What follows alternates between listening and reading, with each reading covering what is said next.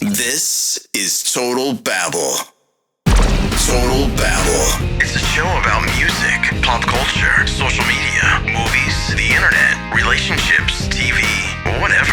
Total Babble. The Total Babble Podcast.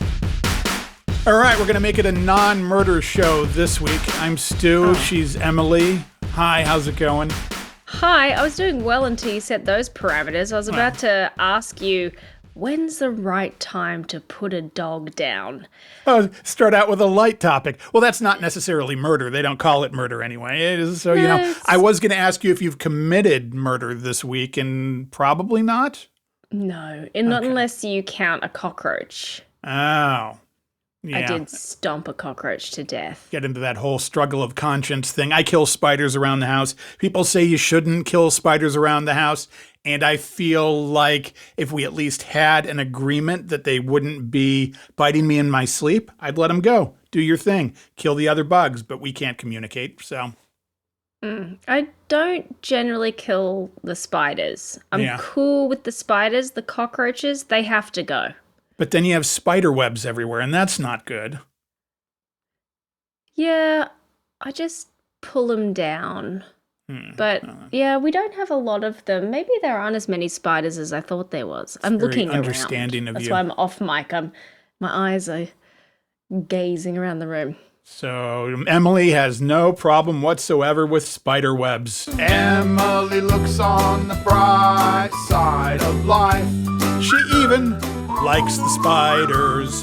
All right. By the way, we're coming to you this week with Variable D technology. Oh. Yeah. What is that? Sounds like somebody that would be in a 90s band or something, doesn't it? Or, Variable D. Ouch. Yeah. 90s band. On bass, it's Variable D or Variable D. Got a new mic that I'm trying out. It's not the $1,200 one that I was going to get. I tried that out and it didn't sound the way I wanted it to sound. So we have this one. The only thing that I'm noticing is I wanted to try it out first and I didn't get the shock mount until I knew that it worked. So there's this every time I put down my water. Do you think that's going to be distracting? Boing. Is that going to be too much if we're doing the show and you're in the middle of talking and I take a drink and then go? It sounds a little bit like a floor tom or something. Boing. Yeah, the shock mount should be here for the next show, but until then, maybe we'll just go with that as a show thing. Yeah, that can be a punctuation point. Yeah. That should be the new sound for point bunked. Ooh, there you go. You bunked your point. Ooh, I made a little crackle on that one, too. That'll be fun. So we are a day late this week because your son fancies himself a composer or something. How did all of that go? Yeah, it was fantastic, actually. Yeah. My husband and I went down to our son's elementary school for the last, I think, 6 weeks. He's been learning everything there is to learn about Mozart. He made a mobile with all of the facts. He read a book about him. He wrote an essay. And the piece de resistance is he dressed up as Mozart and had to deliver a monologue. And he and all of his classmates were in the school gym, all standing in front of their projects as these figures, all in amazing costume.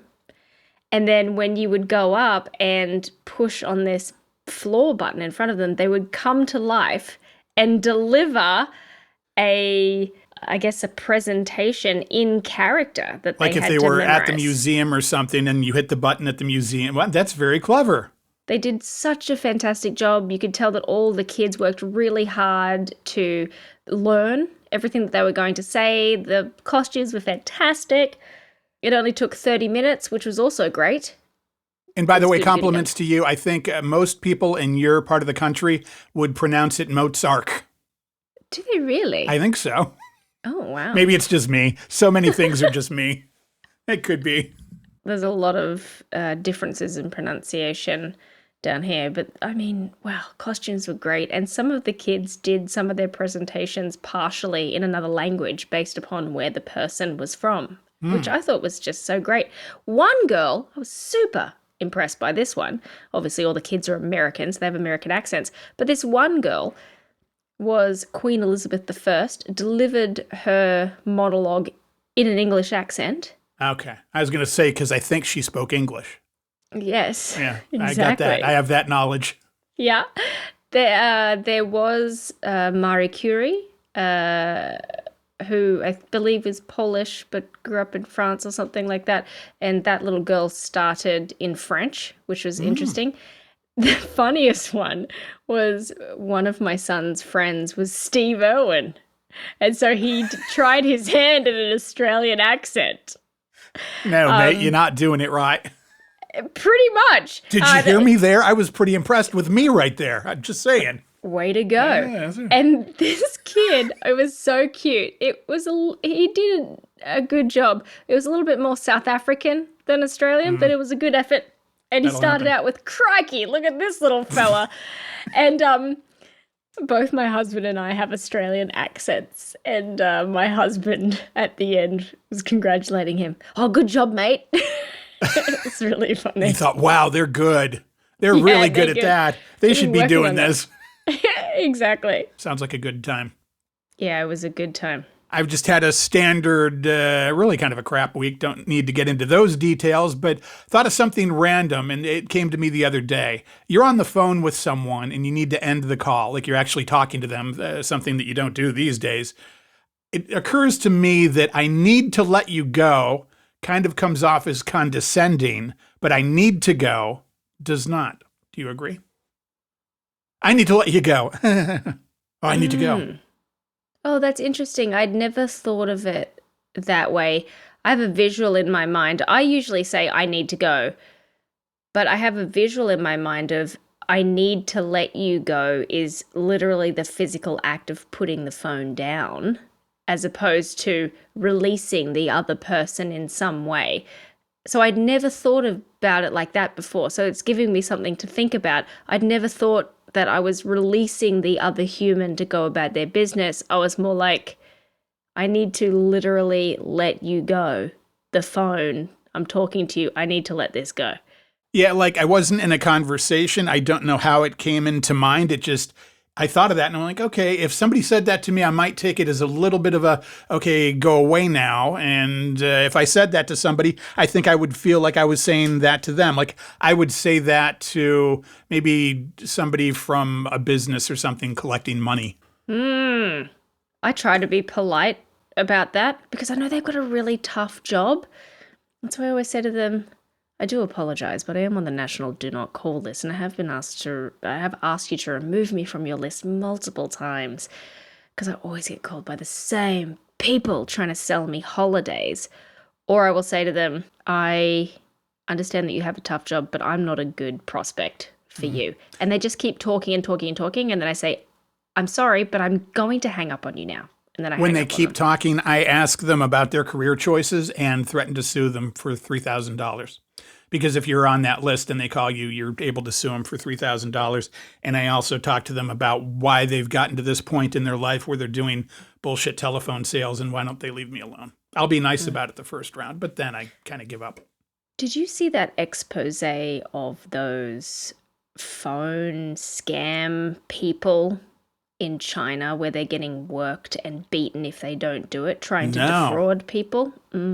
So I'm not necessarily saying these psychotic robocall devils, demons are those, but some of those scam calls and stuff that come from other countries, they're being operated under duress.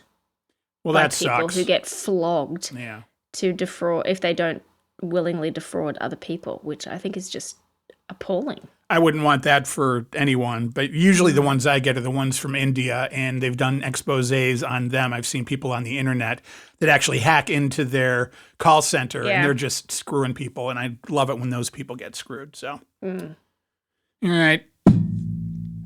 Have you heard about Arnold Schwarzenegger? He's been in the news. Oh, I mean, I've heard of him. I'm familiar with the Governator. But I haven't seen what he's been in the news this week. He had some heart trouble, and now he's talking about his heart trouble. And, of course, Arnold has a podcast because everybody has to have a podcast. And here is Arnold talking about his heart trouble. See if anything jumps out about this, because it did me. Welcome back to another episode of Arnold's Pump Club. I have some personal news to share. Last Monday, I had surgery for a pacemaker and became a little bit more of a machine. I have to tell you, just saying this to all of you goes against so much of my upbringing in Austria, where nobody ever talked about medical issues. Everything related to healthcare was kept to yourself. Arnold sounds completely and totally like AI to me. Does he not sound like AI? It's totally like he has that kind of thing where he sounds robotic. And I think maybe he actually is the Terminator, or maybe he's gotten an Arnold AI thing to do his podcast for him. I'll play more. I have to tell you, just saying this to all of you goes against so much of my upbringing in Austria, where nobody ever talked about medical issues. Everything related to healthcare was kept to yourself. Like theirs, it's kind of the inflection at the end. I think he might be AI. I think he might be a time-traveling robot. That might be what it is. It could be AI content. It could also be a man that's slightly struggling to breathe after having open heart surgery. Oh, you think? What about other episodes? Does he sound different in weeks prior? Well, I don't know. Let's go to episode 131 here. Welcome back to another episode of Arnold's Pump Club. Let's get right into something that I think is so important to discuss. Let's pump you up. The next time your child tries to talk their way out of helping out around the home, think twice before letting them off easily. The longest running study on humans suggests that children who do chores are likelier to become successful adults. I think he might still be AI. It sounds very AI right there. It does sound a little bit monotone and AI. So I think they've created something that is Arnold. And also there's the part where I think Arnold is a shitty human being, and I could share those details with you if you like. Go on. All right. Well, there's stories about Arnold, and I don't know if you were around for this, but he was our governor here in California. Yes. Yeah, okay. And there's a kid named Esteban Nunez, and he and a buddy were in San Diego from Sacramento. They were hanging out, and they got denied entry into a frat party, and they got super pissed, and they decided and talked about it that they were going to either set the frat house on fire or stab some people. So they found a couple of innocent college kids and started a bunch of shit, and they beat and stabbed them. One ended up in a coma. The other one died. And then they burned the evidence and threw it into the river. And they eventually got caught. All kinds of trial and stuff happened. And they plead out, which was horrible, and people were pissed off about that, especially the family of the kid that got killed. They plead out, and Nunez especially got 16 years because I think he was the one that did the main killing, but he pleaded out for 16 years. That kid was the son of State Assembly Speaker Fabian Nunez, who was a political buddy of Arnold's. So just as Arnold was leaving office, his final act was to commute the sentence of his buddy's murderous kid. And he did that, and that cut the sentence in half, and the kid got out of jail, and the family of the murdered kid was just devastated and was on the news talking about it. I feel like that doesn't get brought up as much as it should, and everybody thinks, oh, Arnold is this crazy, funny guy that talks and does action movies, and there's that whole thing. You can Google that and find the articles on that. So he's already out of prison? Yeah, he's been out of prison basically. Well, I don't know when he got released, but Arnold, as he was leaving office, commuted his sentence, and he eventually got out. Cut the sentence in half. Yeah, like, okay, that's the worst form of cronyism. And I don't know if you're aware, but I'm very anti-murder lately. So that, hit home in a big way. And plus all the maid fucking. He's been fucking his maid, and that makes me think perhaps not a good guy, Arnold. Yeah, that's insane. Yeah. That article is there. You can find it in a terrible. couple spots. I know CNN has got one, but and it's titled something like Arnold's final act as governor haunts him to this day, something like that. So That's terrible. I want to know how long he was in prison for. I think it was 7 years, if I'm remembering right. I think he did. Yeah, so 2008. Right.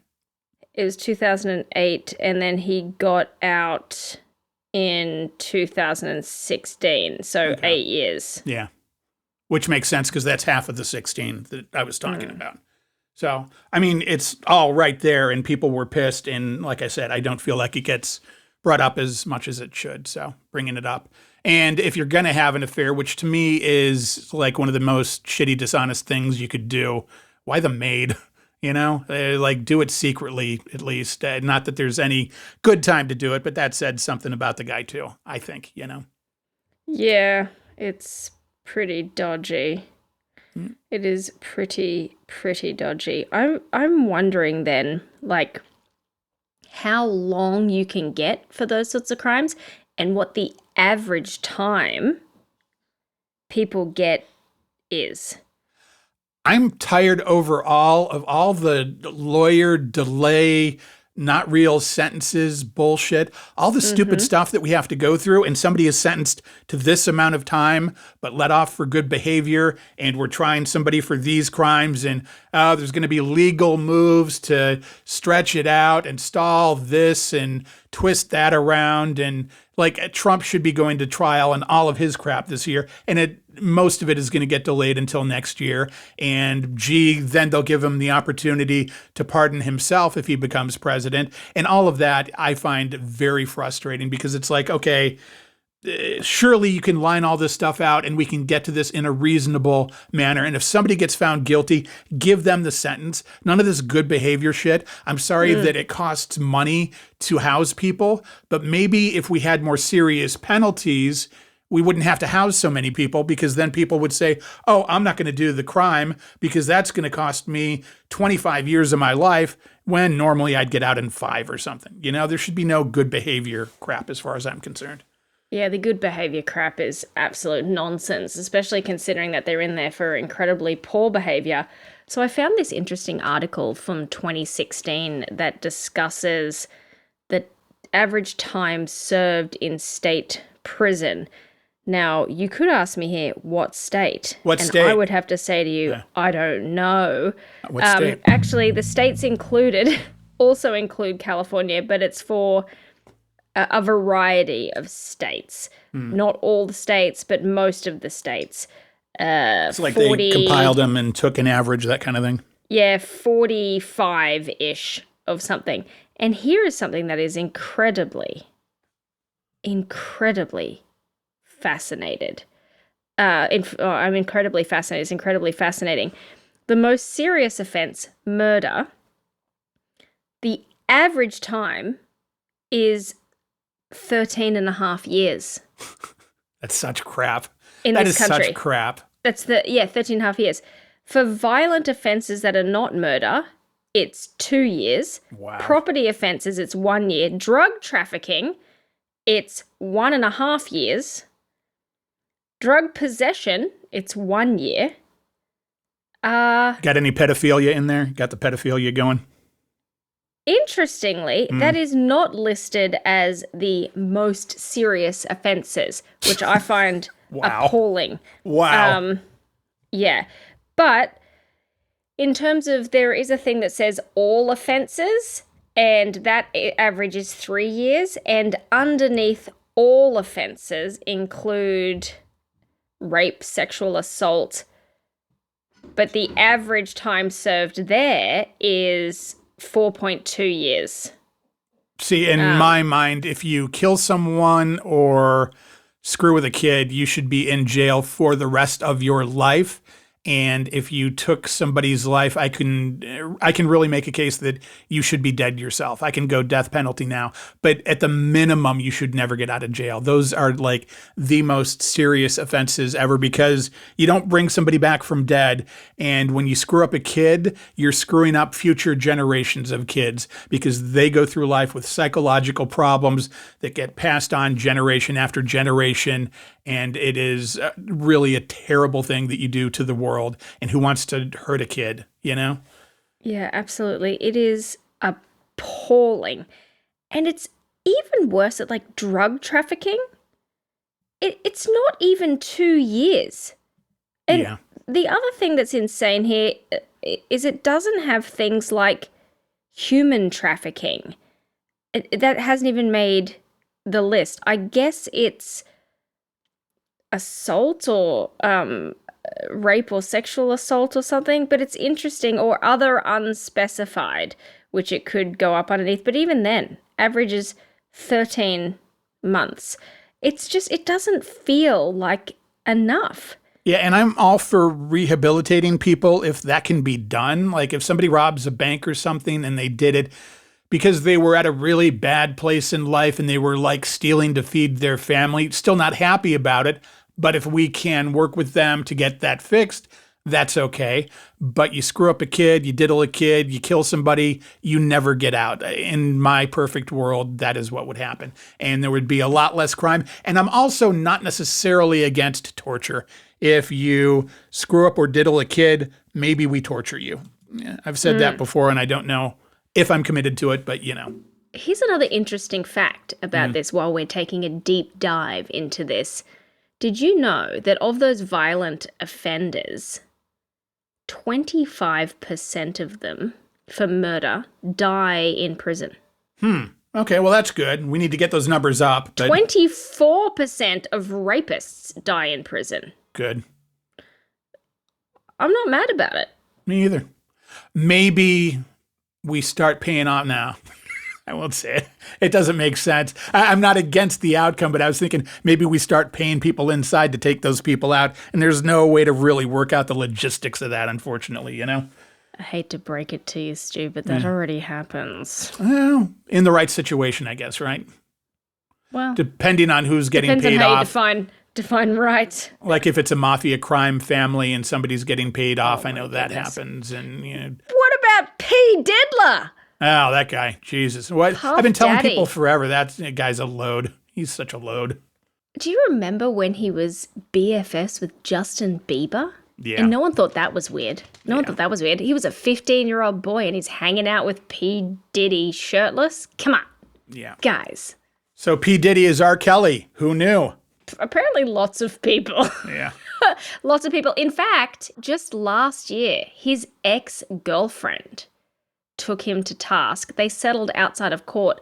But the accusations from her are appalling. Have you read any of them? No, I heard about the story a little bit, and it slightly interested me. Not enough to really look into it. Did you hear about the psychic part of this? No.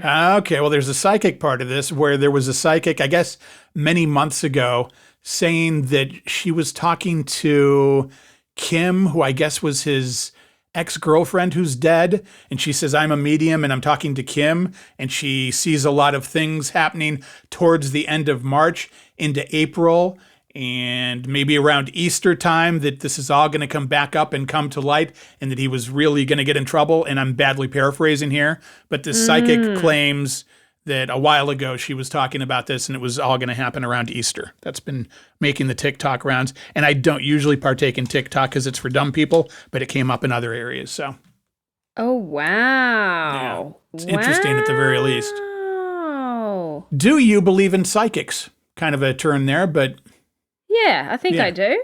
I do I think too. I do. I think there's something to that at some point, that people, there are too many examples of people saying, hey, this happened, and the psychic discovering it and having real verified information, you know.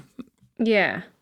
Well, They get hired by I- police and whatever. I believe that we don't know everything. How could we? So, You don't believe that you know everything?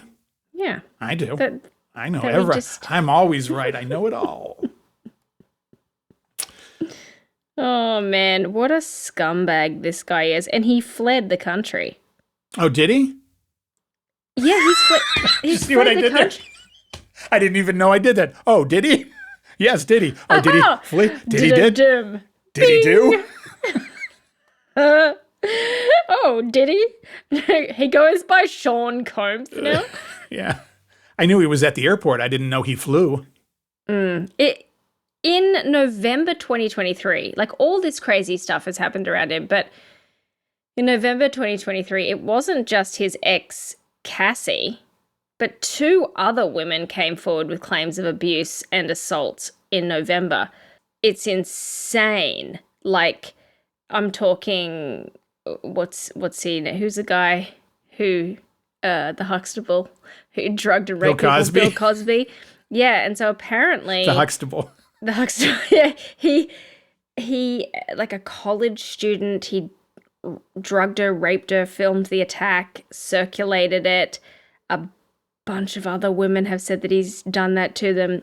Cassie, his ex, said that she was sex trafficked and gang raped and all of these types of things. Many, many, many women have come forward and said that all of that has happened. So it's him and Vince McMahon lately and all kinds of other people over the years. And it's that thing where, you know, you have so much money and so much power that you go the normal route and maybe you get bored with, oh, geez, I'm having normal sex and let's really push it to the edge and traffic some people and have some weird rapey sex. And I think they have too much power and too much money and they get bored with stuff. And plus, if they're doing this, they're just shitty human beings to begin with, I think. And yeah, absolutely. And so McMahon, was he the guy who allegedly like pooped on someone's head?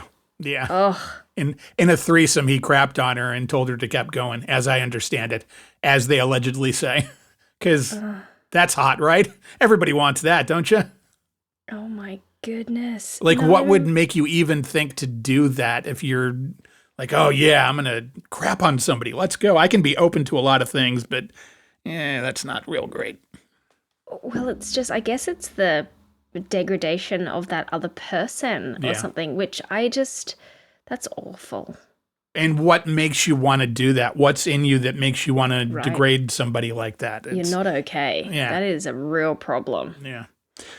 All right, moving on. Way less of an issue, but Madonna is in trouble. She screwed up. She was doing a concert here in L.A., and she got pissed and stopped the show because somebody was just sitting there. What are you doing sitting down over there? I hope that person's in a wheelchair.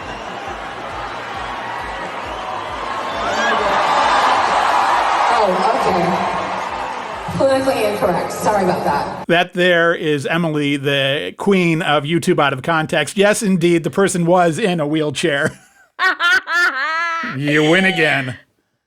Like, that's the only reason someone's sitting down at a Madonna concert. Yeah. She was looking to give him a hard time and then saw that the woman was in a wheelchair and she apologized. And I sent a message to D. Snider on Instagram or something because I don't know if you remember the stories, but D. Snider in Twisted Sister, he was doing that back in the 80s. He had that lined out, and he's told the story for many years that he was pissed off. What are you doing sitting at my show? Get the fuck up. And then I got off stage, and the promoter's yelling at me, and my manager's yelling at me, saying that was the handicapped section. And it was a whole big thing. So I thought D could counsel Madonna. Neither of them were available for comment. Oh, man.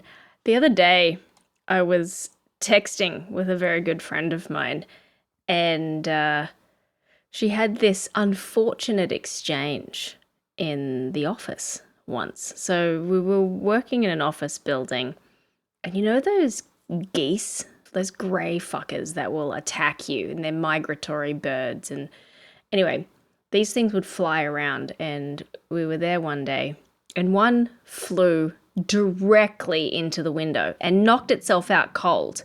Like, we're 3 or 4 stories up, and this thing is just like clonk onto the window and then all the way down to the bottom. Okay, now, is there a part of that, maybe I'm a bad person, is there a little part of that that's kind of funny? Oh, yeah. Okay, and that's what just happens checking. next. That's what happens next. Okay. And so, of course, this is pretty funny. So we're in a cubicle farm, and so we hear this bang. So we go, and then we're looking out the window, and here's this goose. It's out. And my friend's like, whew, it might be dead. Or if it's not dead, it is certainly now retarded. It is super retarded. And I was like, yeah, well, it flew into the window. It's got to be a little bit retarded already. Anyway, someone's overheard this conversation, and she stood up and decided to become outraged. She's outraged. And this was probably kind of around the time when that word was still acceptable, right? I would have to think. Yeah, I'm that old, but apparently no. So she has said it is unacceptable to use the R word. And so my friend's doubled down. She's like, well, It means to slow down.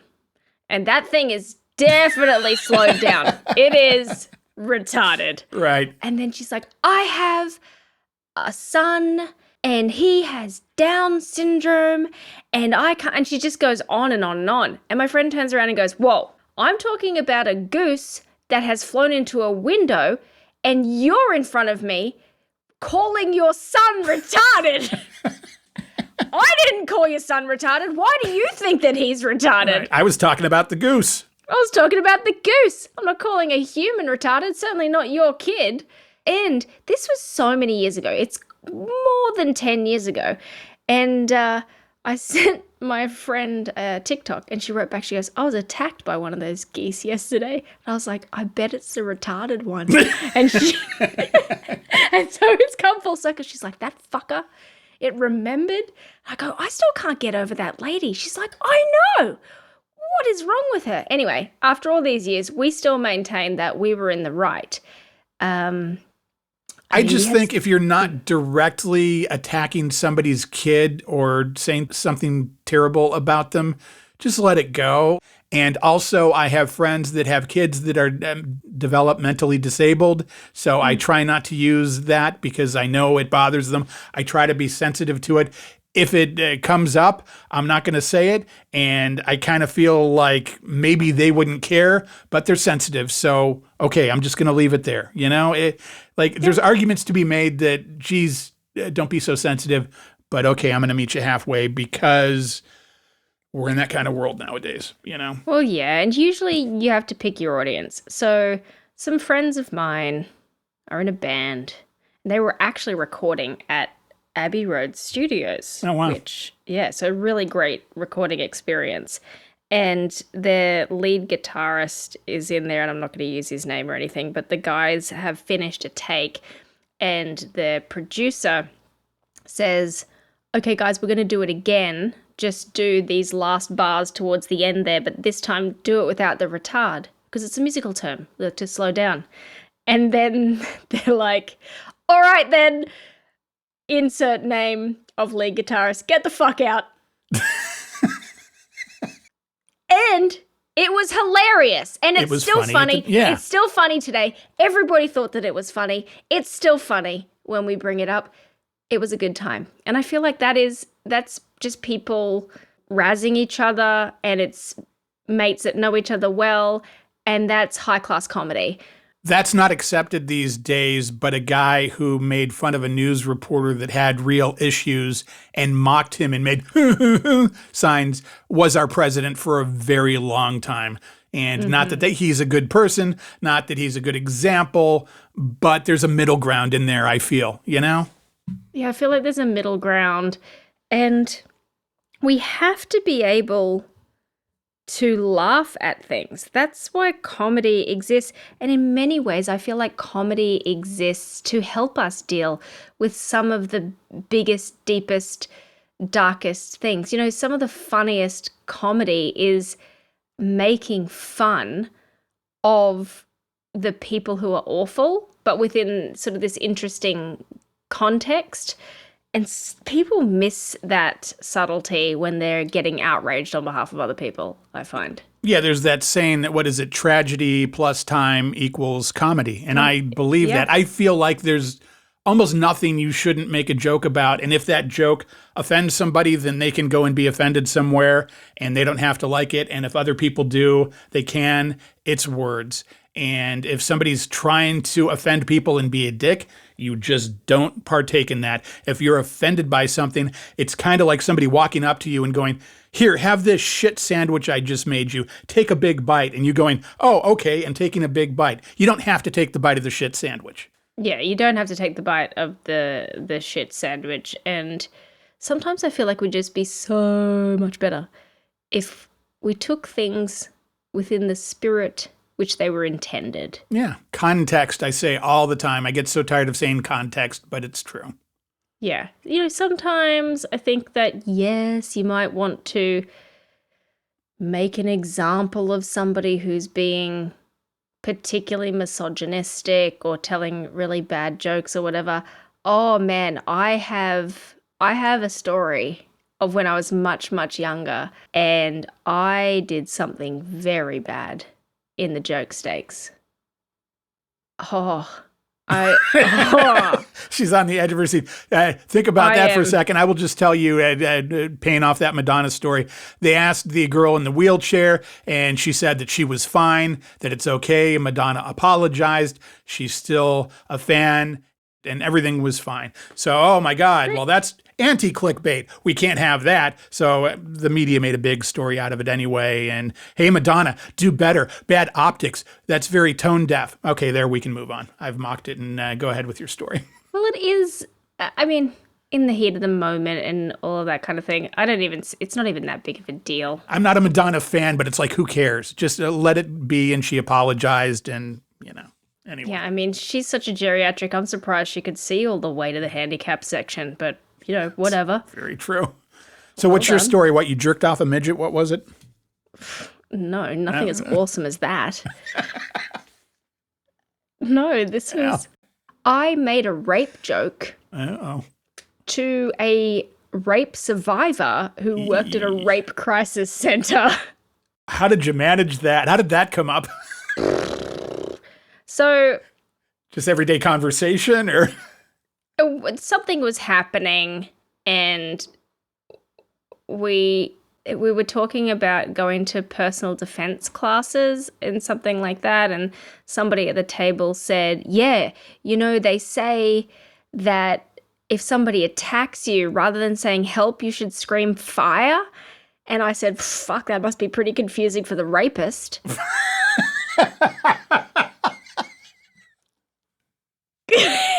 That's a good joke. It's a really good joke. Everybody laughed. The one person who told me later what it was, she actually laughed, but like in a shocked way. She goes, oh, ha, ha. And I was like, oh, that's weird. It's a bit of an overreaction. Everyone else is shitting their pants laughing.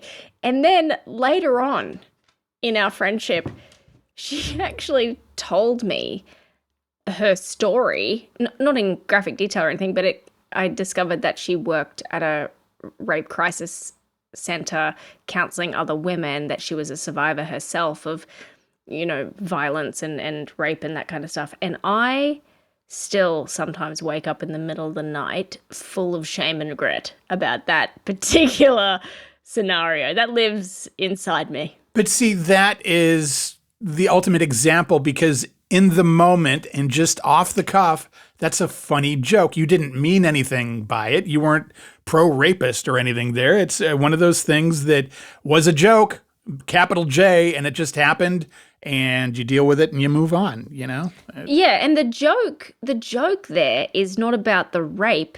It's about the fact that people won't help you if you scream help, and that the person more likely to do something is the person attacking you. Like, right. It's got layers. It's not trivializing what is an incredibly important and terrifying thing to talk about, that no one in their right mind actually makes a joke about that sort of thing. That's the kind of thing that Ricky Gervais would say and get into a bunch of shit over. I can totally see him saying that, and at that point you go, shut up and let him host the Oscars. Who cares, Yeah. I love Ricky Gervais. I really do. Yeah. Have you watched the series Afterlife? Is that the one where his wife dies? Yeah. I watched 2 or 3 and I liked it okay. I didn't keep up with it for whatever reason. So much good television. Yeah. What was the one I'm watching The Curse right now. Have you heard about The Curse? No, I haven't. Do tell. The Curse is, do you know Nathan Fielder? Not personally. Okay. He did kind of a reality joke, candid camera type host series, Nathan for You, and Emma Watson. And they play a married couple, and they're doing a reality show in this little town, and there's some ghosty stuff going on. And it really paints a good picture of reality shows, and I'm about 3 or 4 episodes in, and it's very good.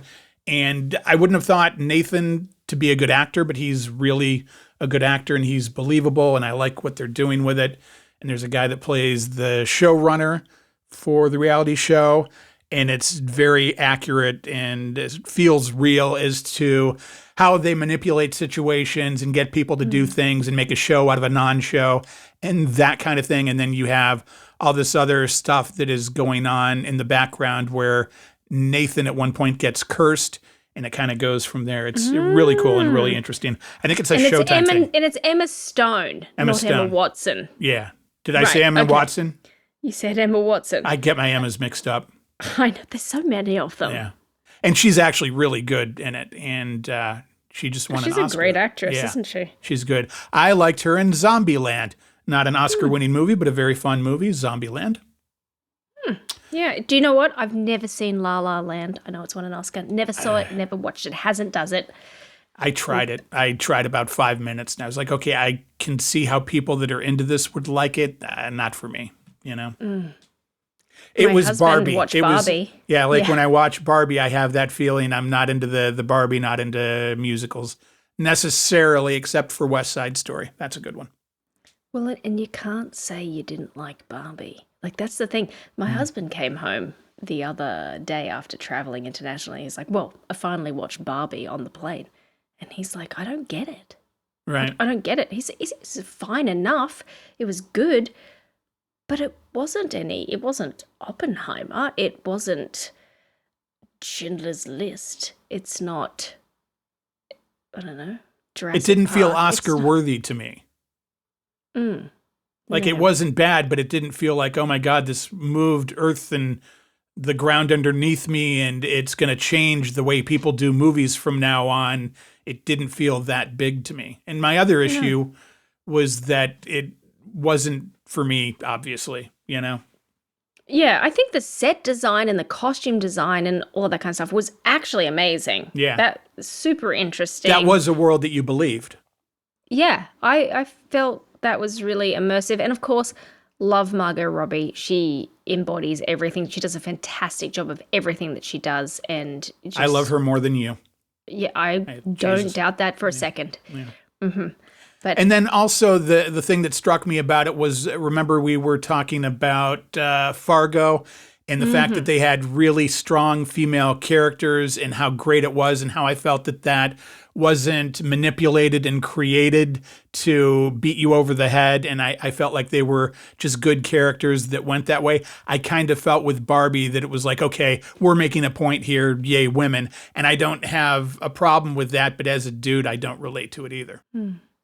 I did like the orientation of the film and how it really made you think about the differences between Barbie Land and the real world. I thought that was really interesting, a really clever and creative concept, and that juxtaposition was really interesting. And it really struck me when she's going around and it's like, hi Barbie, and the president's a woman, is a Barbie, and the mechanics are a Barbie, and all of these things are Barbie. And it's the Kens that are basically arm candy, which really is the complete opposite to the modern world that we're living in. Right. So that was, I don't know, it's quite confronting. It's like, oh wow, that's so different. And I'd never thought of Barbie that way, or in particular the key message that I took away from Barbie. I was never into Barbie, by the way, never had one, never into it, wasn't my jam. Is that for girls, especially in the 50s, 60s, that Barbie really was an inspiration in areas where women didn't have a presence. You know, Barbie could be anything. Barbie was a doctor. Barbie wasn't just a mother, even though she's been that as well. Barbie's been an astronaut. Barbie's been an Olympian. All of these types of things. And I'd never thought about that before, but then saw, oh my gosh, I can understand why Barbie's such an important cultural icon for little girls in a time where they might have really, really needed that. And until the movie, my eyes and mind were closed to that as a possibility. So I left smarter, I think. I can see that. And, you know, I thought, okay, though it felt a little bit manufactured and contrived to me, that's me relating to it. If I had a daughter, I would absolutely want her to watch that and have that kind of role model thing and get those points as somebody that's growing up as a female. It did good things. It just didn't feel, I guess, big word here, it didn't feel organic to me. You know what I mean? Yeah, and I thought that Will Ferrell's character was a little bit too much, but I did like the whole concept and the irony behind the leader of the women's world as a man. My husband and I had this ongoing joke about the tokenism that happens in corporate America and these targets around different types of people in different roles. And I'll focus in on metrics and scorecard metrics of having women in leadership at the moment and, these women in leadership roles. And the irony of it is that they're often installed, but they're not given the power that they rightfully deserve. And if somebody doesn't like what they have to say about something, they will do varying degrees of ask to speak to the man in charge. And it's just such contrived fuckery that, women deserve better than to just be a scorecard metric, and she should get the job because she's the best person for the job. Right. And the more that we install people who shouldn't be in those positions to meet a scorecard metric, the harder it is for women who deserve to be there to be taken seriously. When you say women are installed, are they installed in your view because of mandates and there has to be a certain amount of women in the work population? Is it just we're trying to look good? Is it they're working the numbers? What do you think that part of it is? I think that sometimes, now not all the time, there are so many fantastic women who occupy positions of power and leadership because they are absolutely the right person for the job and they're excelling and they're fantastic. I think that there has been a trend where if given the option between candidates, if you happen to have some attributes that would have you fit a scorecard metric, you would be more likely to get the job. And I was asking about it from a point of view, I guess, of the male corporate management. I guess my question is, we're going to hire a woman for that job because we need more women around the office. Mm-hmm. But even if she's good, we're really not going to promote her or give her any way up the ladder because that's just the way things are nowadays in this corporation. It's hypothetical, Yeah, I was coming at it from a slightly different angle, but I do see that because there's biases in hiring. Well, I think you have a good attitude on that. I had a former co-host walk off the show because they were talking about laws in California that mandated that like 50% of all boardrooms had to have those people on the board as women. And my point was that it should never be about your gender. It should be about who is best for the job. And kind of what you said before, if there is a tie, maybe you give it to the woman to give them the opportunity or somebody else of a different race to give them the opportunity. But there should be no quotas. And I think quotas are a bad idea. And she got really pissed off and stormed off the show. It was pretty entertaining. This is something that really gets people hot under the collar. I have my personal view on it. I know that the world is not a meritocracy. And there is a certain amount of privilege that people have. And where possible, I am all for equality of opportunity. I think that there shouldn't be as much snobbery around which university that you went to. I think that people's names should be removed from resumes so racist fucks can't discount someone because they don't like the way that their name looks or sounds because they make assumptions about them based upon what their name might say about them. Equality of opportunity is fantastic. I think that you should have a diverse hiring pool, and if you don't have it, you should actively seek it. But equality of outcome is counterproductive, especially where the math just doesn't math.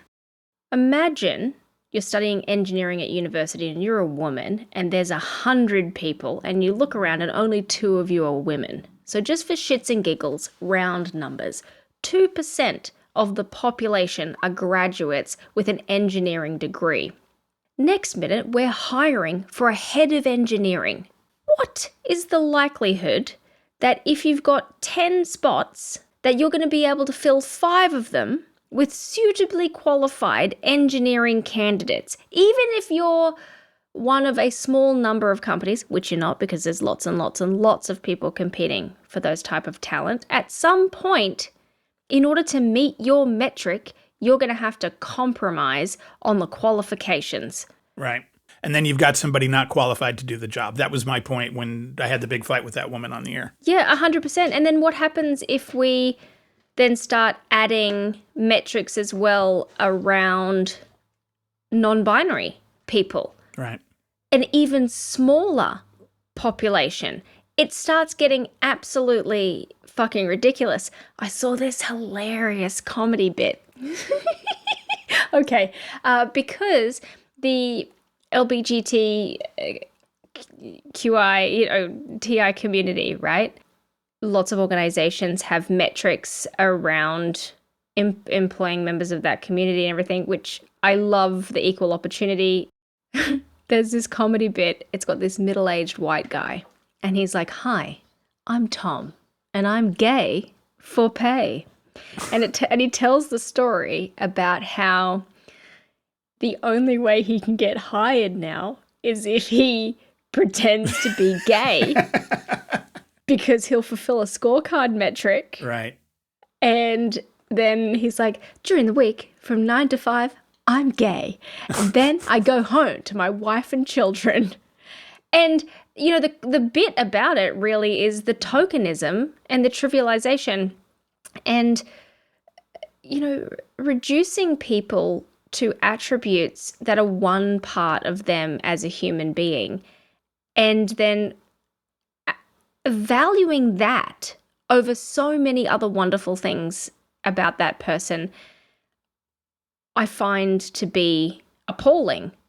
To me, it seems like the best idea is the right, most qualified person gets the job, and you have systems in place to make sure that whatever company isn't being a sexist, racist, piece of shit company, and you have measures to determine that. You know, it seems logical to me rather than the extremes that we have from time to time. Well, yeah, and it would be wonderful if people could be trusted to be non-biased. Everyone has bias, conscious and unconscious. Of course, it would be great if people weren't so egotistical and there wasn't this general predisposition towards hiring people who are exactly like them, because that's what got us into this mess at the beginning. If only more people valued the power of diversity, it'd be a wonderful thing. I agree, and we'll end it there. I was going to do a quick show because I've had a day and I'm goddamn cranky, but we went down a road and we talked, and that's often the way it goes. So thank you for that. Thank you for the journey down today's windy road. It was a good time. Yeah. Winding road. I don't even know who that is, but there you have it. Every day is a winding road. Isn't it Sheryl Crow? She does one. That's not the one I was thinking of. I like Sheryl Crow. Yeah, I like Sheryl Crow. Yeah, she's good. All right. Did you ever see the Chris Farley thing where he interviews Paul McCartney? No, I haven't. Oh, it's a great interview because it's Chris Farley at Saturday Night Live interviewing Paul McCartney. Remember when you were in the Beatles? Yes, I do. That was great. And the whole interview is him. Remember when you did that thing? Yes, that was awesome. And that's the way the whole interview goes. That's a great bit. Maybe we'll play part of that on the air sometime. Oh, I'm into it. Well, happy Easter if you celebrate. Yeah, I'm very Jesus. I'm so focused on Jesus and very looking forward to celebrating the Jesus. And, you know, it's the thing that we all celebrate where Jesus came back from the grave and he hid the eggs everywhere so people could find the eggs. And then later on, he came and passed out candy. So yay, Jesus, yay, Easter. Yay, Jesus. You know, I did not remember that it was Easter. Obviously, I have children. I need to remember these things. We're in it for the chocolate. But the way that I discovered that he is soon to be risen is because, have you ever seen those? It happens around Christmas time, but people put up those nativity scenes that are essentially plywood with lights on them in their front yard. Yeah. Did you know they also have them for Easter, where they have a cave and a rock and Jesus emerging? I am not joking. I saw that thing and I had to call my girlfriend straight away. I was like, just so you know, PSA, it's nearly Easter, and the reason I know is because 300 yards from your house, there is a Jesus nativity. She's like, stop. She's like, where? I must see this. So yeah, that is how I remembered, and that is how I remembered to get the eggs. But those people really, really into the whole thing. Next year on my lawn, zombie Jesus. I'm going to work on that. Yeah, I mean, Easter is the time for it. Yeah. So there's the show. Everybody have a great one. Bye. Bye. Okay, you know how this goes. Like us, subscribe, tell your friends, write a nice review, engage with us. We're Total Babble on Instagram, on Facebook, on TikTok, on Threads. Email is show@totalbabble.com. The Total Babble Podcast. Variable D rocks. I hope that helps. One thing's for certain, though. Variable D is a landmark in microphone engineering that compensates for the laws of physics.